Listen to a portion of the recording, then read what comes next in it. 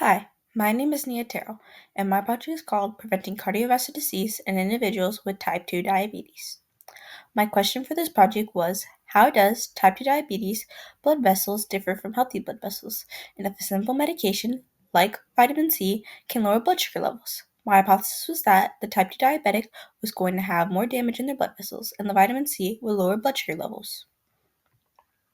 The materials I used were to simulate the cardiovascular system. So I used a pump as my heart, I used tubing as my blood vessels, and agar as the interior part of my blood vessels. I also used glucose testing strips, glucose solution, and a glucose monitor. I used a USB microscope too. For my procedures, I broke my project into two different experiments. Experiment 1 was looking at type 2 diabetics' blood vessels compared to healthy blood vessels. Here, I coated my tubing with agar, then put it in the freezer to chill. Afterwards, I made my simulated healthy and type 2 diabetic blood with water, corn syrup, and cornstarch. Then I took out my tubing and connected it to my pump and pumped the healthy and type 2 diabetic. And then I compared my blood vessels. For my second experiment, I looked at type 2 diabetics' effect with vitamin C. Here, I added 11 milliliters of water and 1 drop of corn syrup to make my healthy patient's blood sugar levels. Then I added another drop to make my type 2 diabetic. I added 1/8 teaspoon of vitamin C, and then I waited for about 5 minutes, and then I tested my vitamin C levels with my glucose monitor to check if the vitamin C had affected the blood sugar levels. These are pictures from my project 1.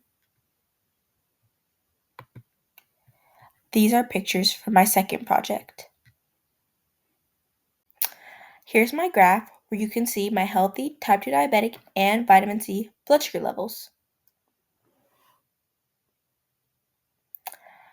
Here's my data where you can see that my vitamin C had the highest blood sugar levels while my healthy patient had the lowest blood sugar levels. My hypothesis was proven incorrect because my vitamin C had the highest blood sugar levels where I predicted it to have the lowest, but I was proven correct for my second experiment, which stated that my type 2 diabetic was going to have the most damage in their blood vessels.